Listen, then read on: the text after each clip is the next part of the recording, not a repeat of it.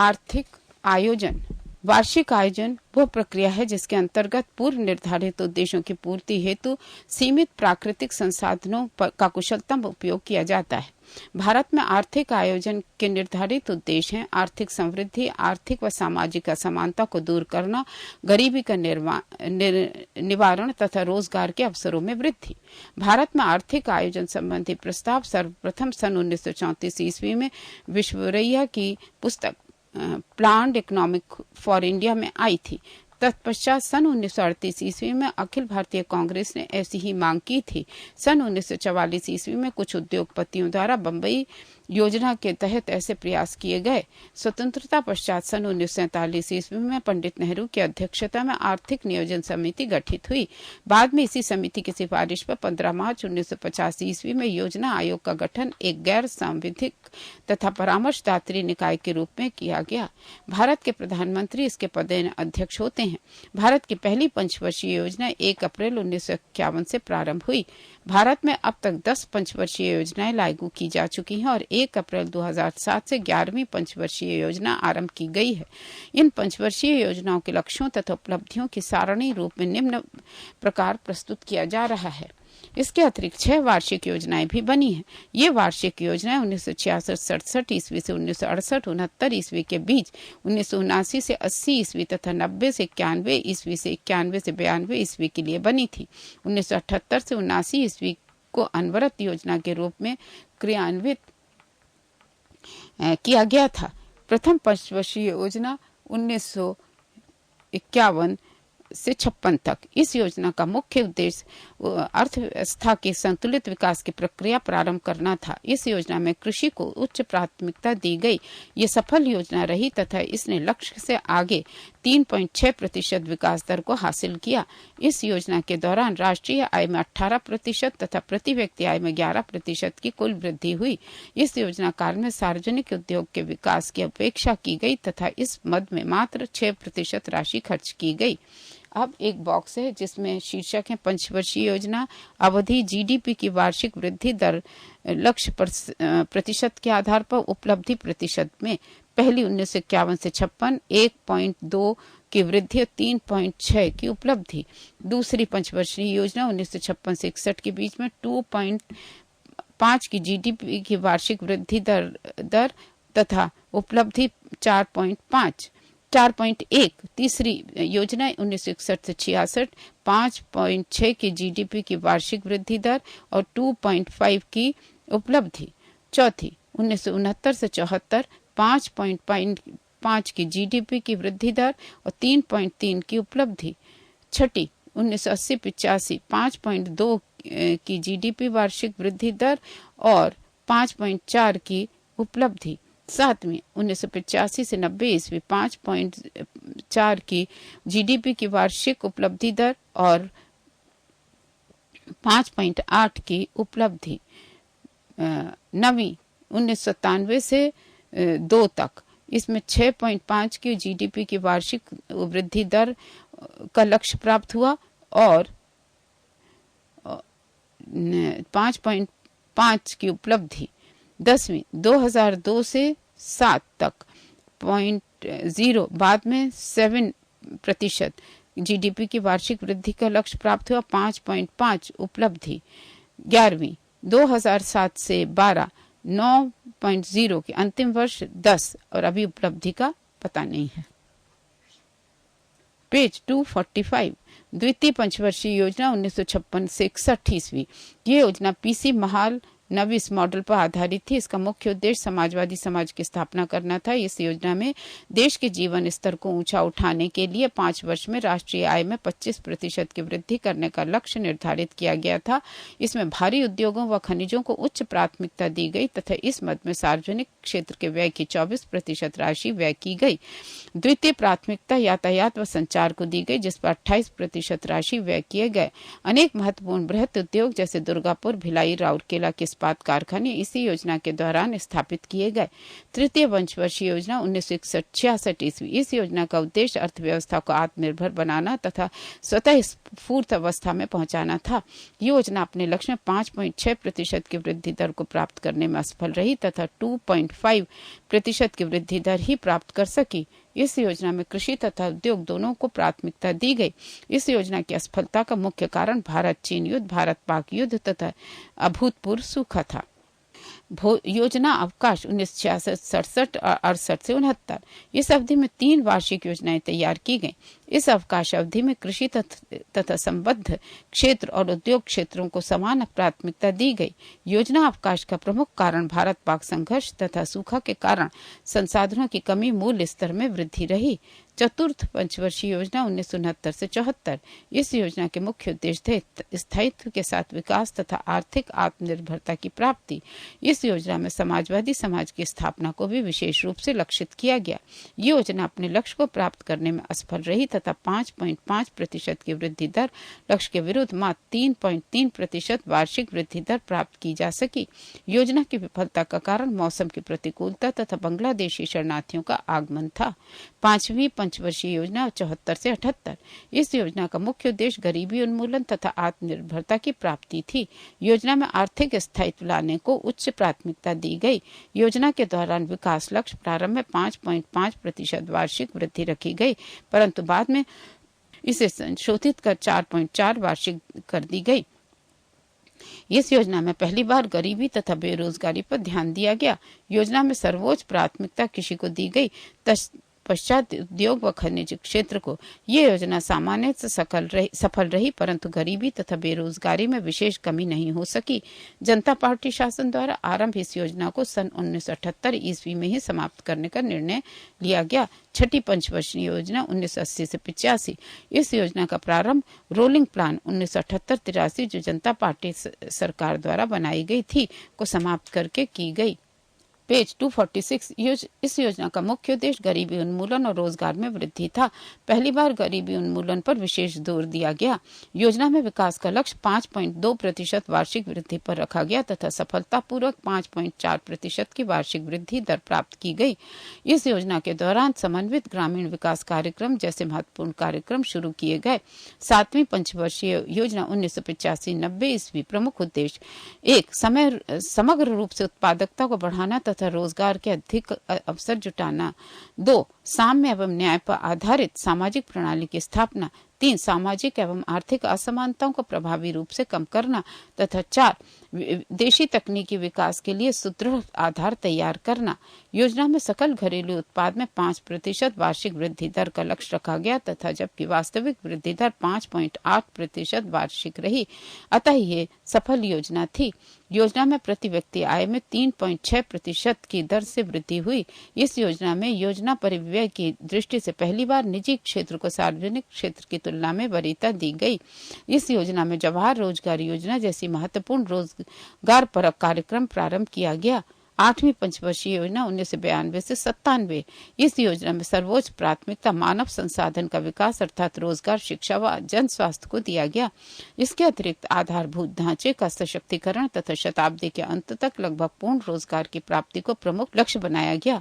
योजना सकल योजना रही तथा 5.6% वार्षिक वृद्धि दर के लक्ष्य से ज्यादा 6.7 वार्षिक वृद्धि दर प्राप्त की गई।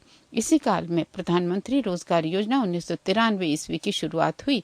नौवीं पंचवर्षीय योजना 1997 से 2002। नौवीं पंचवर्षीय योजना में सर्वोच्च प्राथमिकता न्यायपूर्ण वितरण एवं समानता के साथ विकास को दिया गया। इस योजना की अवधि में सकल घरेलू उत्पाद की वार्षिक वृद्धि का दर लगभग दर का लक्ष्य 6.5% रखा गया, जबकि उपलब्धि मात्र 5.5% वार्षिक वृद्धि की रही। इस प्रकार योजना असफल रही। नौवीं योजना की असफलता के पीछे अंतर्राष्ट्रीय मंदी जैसे कारक को जिम्मेदार माना गया। क्षेत्रीय संतुलन जैसे मुद्दे को भी इस योजना में विशेष स्थान दिया गया। नौवीं योजना में आत्मनिर्भरता प्राप्त करने के लिए प्राथमिकता क्रम में निम्नलिखित क्षेत्रों को चुना गया। भुगतान संतुलन सुनिश्चित करना, विदेशी ऋण भार को न केवल बढ़ने से रोकना वरन इसमें कमी भी लाना, खाद्यान्नों में आत्मनिर्भरता प्राप्त करना, प्रौद्योगिकी प्रौद्योगिकीय आत्मनिर्भरता प्राप्त करना, जड़ी बूटियों और औषधीय मूल के पेड़ पौधों सहित प्राकृतिक संसाधनों का समुचित उपयोग तथा संरक्षण। पेज 247। 10वीं पंचवर्षीय योजना 2002 से 7। 10वीं पंचवर्षीय योजना का उद्देश्य देश में गरीबी और बेरोजगारी समाप्त करना तथा अगले 10 वर्षों में प्रति व्यक्ति आय दुगनी करना प्रस्तावित किया गया। योजना अवधि में सकल घरेलू उत्पाद में वार्षिक 8% की वृद्धि का लक्ष्य रखा गया। योजना के दौरान प्रतिवर्ष 7.5 अरब डॉलर के प्रत्यक्ष विदेशी निवेश का लक्ष्य रखा गया। योजना अवधि में 5 करोड़ रोजगार के अवसरों का सृजन करना लक्षित है। इसके अतिरिक्त सन 2007 ईस्वी तक पृथक अर्थात योजना के अंत तक साक्षरता 75%, शिशु मृत्यु दर 45 प्रति हजार या इससे कम तथा वनाच्छादन 25% करने का लक्ष्य रखा गया। 10वीं योजना का मूल्यांकन। भारत की 10वीं पंचवर्षीय योजना 31 मार्च 2007 को समाप्त हो गई। 10वीं पंचवर्षीय योजना के उपलब्ध अंतिम आंकड़ों, फाइनल आंकड़ा नहीं, के अनुसार ये योजना अब तक की सफलतम योजना रही है। इस योजना में 7.80% की औसत सालाना वृद्धि दर प्राप्त की गई, जो अब तक किसी योजना में प्राप्त की गई सर्वोच्च वृद्धि दर है। अर्थव्यवस्था के तीनों प्रमुख क्षेत्रों कृषि, उद्योग व सेवा में 10वीं योजना के दौरान प्राप्त की गई वृद्धि दरें इनके लिए निर्धारित किए गए लक्ष्यों के काफी निकट रही हैं। कृषि में 4% सालाना वृद्धि का लक्ष्य था और अंतिम आंकड़ों के अनुसार प्राप्ति 3.42% की रही। इसी प्रकार उद्योगों व सेवाओं के क्षेत्र में क्रमशः 8.90% व 9.40 वार्षिक वृद्धि का लक्ष्य था और अंतिम आंकड़ों के अनुसार प्राप्ति क्रमशः 8.74% व 9.30% की रही। अंतिम आंकड़ों के अनुसार इस योजना में निवेश की दर सकल घरेलू उत्पाद को 28.10% रही, जबकि लक्ष्य 28.41% का था। सकल घरेलू बचतें जीडीपी को 23.31% रखने का लक्ष्य था, जबकि वास्तविक उपलब्धि लक्ष्य से कहीं अधिक जीडीपी का 26.62% रहा। योजना काल में मुद्रास्फीति की दर औसतन 5% रखने का लक्ष्य था, जबकि वास्तव में यह 5.02% रहा। 11वीं पंचवर्षीय योजना 2002 से 2012 ईस्वी। 11वीं पंचवर्षीय योजना 1 अप्रैल 2007 से प्रारंभ की गई। इस पंचवर्षीय योजना के प्रारूप पत्र में निहित प्रमुख बिंदु निम्नवत हैं। इस योजना में 9% की औसत वार्षिक वृद्धि दर के साथ अंतिम वर्ष 2011-12 में 10% वार्षिक वृद्धि दर का लक्ष्य रखा गया है। 9% वार्षिक विकास के लिए 2007-12 के दौरान कृषि में 4% तथा उद्योगों व सेवाओं में 9 से 11% प्रतिवर्ष की दर से वृद्धि का लक्ष्य इस योजना में है। देश के सभी ग्रामों में विद्युतीकरण का लक्ष्य है। रोजगार के 17 मिलियन नए अवसर सृजित करना, शैक्षिक बेरोजगारी को 5% से नीचे लाना, अकुशल श्रमिकों की वास्तविक मजदूरी पर से 20% तक की वृद्धि करना, वर्ष 2016-17 तक प्रति व्यक्ति आय को दोगुना तक लाने के लिए सकल घरेलू उत्पाद की वार्षिक समृद्धि दर को 8% से बढ़ाकर 10% तक करना तथा इसे 10% से 12% के बीच बनाए रखना। 7 वर्ष से अधिक आयु वर्ग में साक्षरता दर को बढ़ाकर 85% करना। प्राथमिक शिक्षा के स्तर पर विद्यालय छोड़कर घर बैठ जाने वाले बालकों की दर को वर्ष 2003-04 में 52.2% से घटाकर वर्ष 2011-12 तक 20% के स्तर पर लाना। साक्षरता के लिंग अंतराल को 10% तक नीचे लाना। साक्षरता दर को कम से कम 75% के स्तर तक लाना। पेज 248 पे एक बॉक्स है जिसका शीर्षक है गरीबी तथा बेरोजगारी उन्मूलन से संबंधित योजनाएं तथा उनके प्रारंभ वर्ष योजनाएं। मरुभूमि विकास कार्यक्रम प्रारंभ वर्ष 1977-78, काम के बदले अनाज कार्यक्रम 77 से 78 ईस्वी, अंत्योदय योजना कार्यक्रम 77 से 78, ट्राइसेम 1979, एकीकृत ग्रामीण विकास कार्यक्रम 1980, ड्वाकरा 1982, जवाहर रोजगार योजना 1989, नेहरू रोजगार योजना 1989, 10 लाख कुआं योजना 1988-89, इंदिरा आवास योजना 1985-86, प्रधानमंत्री रोजगार योजना 1993, रोजगार आश्वासन योजना 1993, स्वर्ण जयंती शहरी रोजगार योजना 1997, स्वर्ण जयंती ग्राम स्वरोजगार योजना 1999, जवाहर ग्राम समृद्धि योजना 1999, प्रधानमंत्री ग्रामोदय योजना 2000 से 2001, अन्नपूर्णा योजना 2000 ईस्वी, जनश्री बीमा योजना 2000, से 2001, अंत्योदय अन्न योजना 2000, आश्रय बीमा योजना 2001 से 2, जेपी रोजगार गारंटी योजना 2002 से 2003, भारत निर्माण कार्यक्रम 2005 से 6 और राष्ट्रीय रोजगार गारंटी कार्यक्रम 2006। भूमि उपलब्ध कराना, 21 वन एवं पेड़ों के अंतर्गत एक क्षेत्रफल में 5% की वृद्धि करना, 22 2011-12 तक देश के सभी बड़े शहरों में वायु गुणवत्ता के विश्व स्वास्थ्य संगठन के मानक प्राप्त करना, 23 नदियों के जल को स्वच्छ बनाने के लिए समस्त शहरी तरल कचरे को उपचारित करना, 24 वर्ष 2016-17 तक ऊर्जा क्षमता को 20% बढ़ाना। भारतीय आयोजन से संबंधित अन्य महत्वपूर्ण तथ्य, भारत में योजना निर्माण हेतु केंद्रीय निकाय है योजना आयोग। राष्ट्रीय विकास परिषद का गठन 6 अगस्त 1952 ईस्वी को हुआ। प्रधानमंत्री इसका अध्यक्ष तथा योजना आयोग का सचिव इसका सचिव होता है। सभी राज्यों के मुख्यमंत्री और योजना आयोग के सदस्य राष्ट्रीय विकास परिषद के सदस्य होते हैं। दीर्घकालिक योजना वो योजना होती है जो योजना आयोग द्वारा सामाजिक एवं राजनीतिक उद्देश्यों को ध्यान में रखकर 15 से 20 वर्षों तक के लिए बनाई जाती है। पेज 249, योजना का अंतिम अनुमोदन राष्ट्रीय विकास परिषद द्वारा होता है। देश के प्रथम पंचवर्षीय योजना हेरोल्ड डोमर मॉडल पर आधारित थी। भारत में गरीबी का आंकलन पर्याप्त मात्रा में ऊर्जा उपभोग न कर पाने की क्षमता के आधार पर किया जाता है। उस व्यक्ति को निर्धनता की रेखा से नीचे माना जाता है जो ग्रामीण क्षेत्रों में प्रतिदिन 2400 कैलोरी व शहरी क्षेत्रों में 2100 कैलोरी भोजन प्राप्त करने में असमर्थ हैं। निर्धनों की निरपेक्ष संख्या के मामले में उत्तर प्रदेश का स्थान जहां सबसे ऊपर है, वहीं निर्धनता अनुपात के मामले में ब्रैकेट में कुल जनसंख्या में निर्धन जनसंख्या का प्रतिशत उड़ीसा 46.4% का स्थान सर्वोच्च है। नई आर्थिक नीति आर्थिक सुधार से संबंधित है जिसका उद्देश्य उत्पादिता में सुधार, नई तकनीक को आत्मसात करना तथा समग्र रूप से क्षमता के पूर्णतः प्रयोग को एक राष्ट्रीय अभियान का रूप देना है। नई आर्थिक सुधार की रूपरेखा सर्वप्रथम राजीव गांधी के प्रधानमंत्री काल में सन 1985 ईस्वी में बनाई एवं शुरू की गई। नई आर्थिक सुधार की दूसरी लहर PV नरसिंह राव की सरकार के काल में सन 1991 ईस्वी में आई। नई आर्थिक सुधार नीति ब्रैकेट में सन 1991 ईस्वी को शुरू करने का प्रमुख कारण खाड़ी युद्ध तथा भारत के भुगतान संतुलन की समस्या थी। नई आर्थिक नीति के 3 प्रमुख आयाम थे, निजीकरण, उदारीकरण तथा विश्वव्यापीकरण। नई आर्थिक सुधार नीति सन 1991 ईस्वी के मुख्य क्षेत्र थे राजकोषीय नीति, मौद्रिक नीति, मूल्य निर्धारण नीति, विदेश नीति, औद्योगिक नीति, विदेशी विनियोग नीति, व्यापार नीति और सार्वजनिक क्षेत्र नीति। राजकोषीय नीति 1991 के तहत मुख्यतः 4 कदम उठाए गए। 1 सार्वजनिक व्यय को सख्ती से नियंत्रित करना, 2 कर एवं कर भिन्न राजस्व को बढ़ाना, 3 केंद्र तथा राज्य सरकार पर राजकोषीय अनुशासन लागू करना, 4 अनुदान राशि या सब्सिडी में कटौती करना। मौद्रिक नीति 1991 के तहत स्फीतिकारी दबावों के लिए प्रतिबंधात्मक उपाय किए गए। औद्योगिक सुधार नीति 1991 के अधीन जिन उपायों को लागू किया गया है वे हैं: 1 18 उद्योगों की सूची को छोड़ अन्य सभी उद्योगों के लिए लाइसेंस हटा दिए गए। 2 MRTP कंपनियों को विनियोग हेतु MRTP आयोग से मुक्त कर दिया गया। 3 सार्वजनिक क्षेत्र के लिए आरक्षित क्रियाओं का दायरा सीमित कर दिया गया तथा उस क्षेत्र में निजी क्षेत्र को की अनुमति दी गई। विदेशी विनियोग नीति 1991 के तहत निज सुधारों को लक्ष्यबद्ध किया गया।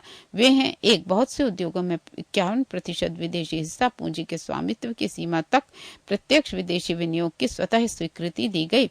2 निर्यात क्रिया में लगी विदेशी व्यापार कंपनियों को 51% तक हिस्सा पूंजी लगाने की अनुमति होगी। 3 सरकार उच्च प्राथमिकता वाले उद्योगों में टेक्नोलॉजी संध्याओं के लिए स्वतः स्वीकृति प्रदान करेगी। पेज 250, व्यापार नीति 1991 के तहत अर्थव्यवस्था के अंतर्राष्ट्रीय एकीकरण को प्रोन्नत करने हेतु उद्योग की प्राप्त अत्यधिक व विवेकपूर्ण संरक्षण धीरे धीरे समाप्त करने की दिशा में कदम उठाए गए। सार्वजनिक क्षेत्र संबंधी नीति 1991 के तहत उद्योगों में कार्यकुशलता तथा बाजार अनुशासन लाने के लिए जिन उपायों को लागू किया गया वे हैं: 1 आरक्षित उद्योगों की संख्या घटाकर 8 कर दी गई और वर्तमान में केवल 3 उद्योग। जीर्ण उद्योगों के पुनरुत्थान का कार्य औद्योगिक एवं वित्तीय पुनर्निर्माण बोर्ड को सौंप दिया गया। सार्वजनिक उद्यमों के निष्पादन में उन्नति के लिए उद्यमों को बोध ज्ञापन MOU के माध्यम से मजबूत किया गया। श्रमिकों की संख्या कम करने के लिए स्वैच्छिक सेवानिवृत्ति योजनाएं प्रारंभ की गई। नई आर्थिक सुधार नीति सन 1991 ईस्वी से आगे बढ़ते हुए अब तक काफी खुली, उदार तथा वैश्वीकृत हो चुकी है। इस समय नई औद्योगिक नीति के तहत आरक्षित उद्योगों की संख्या 3 है। परमाणु ऊर्जा, रेल परिवहन एवं परमाणु ऊर्जा की अनुसूची में निर्दिष्ट खनिज 9 मई 2001 के मंत्रिमंडलीय निर्णय के अनुसार सरकार ने सुरक्षा उत्पादन के क्षेत्र में निजी क्षेत्र के प्रवेश की अनुमति प्रदान कर दी है, जिसके लिए कंपनी को रक्षा मंत्रालय से लाइसेंस लेना पड़ता है। संसाधन जुटाने तथा कार्यकुशलता लाने की दृष्टि से सार्वजनिक उद्यमों के संबंध में विनिवेश की नीति वर्ष 1991-92 से अपनाई गई है। 100% निर्यात मूलक इकाइयों में 100% विदेशी पूंजी निवेश की अनुमति दी गई है। विनिवेश या अपनिवेश, डिसइन्वेस्टमेंट का अर्थ उद्यमों में सरकारी भागीदारी घटाना है। सन 1996 ईस्वी में विनिवेश मुद्दे पर समीक्षा, सुझाव तथा विनियमन के लिए विनिवेश कमीशन का गठन किया गया था। विनिवेश कमीशन के पहले अध्यक्ष GV रामकृष्ण थे। औद्योगिक आधुनिकीकरण, तकनीकी विकास के परिणाम स्वरूप प्रभावित होने वाली तथा बंद की जाने वाली रुग्ण औद्योगिक इकाइयों के विस्थापित श्रमिकों की सहायता तथा पुनर्स्थापना के लिए सन 1992 ईस्वी में राष्ट्रीय नवीकरण निधि की स्थापना की गई। नवरत्न वैसी कंपनियां हैं जो विश्व स्तरीय कंपनियों के रूप में उभर रही हैं तथा जिसे सरकार ने प्रोत्साहित करने के उद्देश्य से पूर्ण स्वायत्तता प्रदान की है। ऐसे कुल 18 कंपनियों की पहचान की गई है। दूसरे चरण के आर्थिक सुधार कार्यक्रमों के प्रमुख लक्ष्य 7 से 8% वृद्धि दर से निरंतर समान एवं रोजगार सृजनकारी दिशा में विकास तथा देश से गरीबी का उन्मूलन करना है। एक बॉक्स है, उसके 2 शीर्षक हैं। औद्योगिक क्षेत्र विदेशी निवेश की सीमा 2004, बैंकिंग क्षेत्र 20%, निजी बैंकिंग क्षेत्र 74%, गैर बैंकिंग वित्तीय कार्यक्रम 51%, बंदरगाह निर्माण 100%, विद्युत एवं ऊर्जा 100%, पर्यटन 100%, दूर संचार 74%, लघु उद्योग क्षेत्र 24%, पेट्रोलियम 100%, सोना चांदी एवं गहने 50%, दवा उद्योग 51%, नागरिक उड्डयन 49% और बीमा क्षेत्र 49%। पेज 251।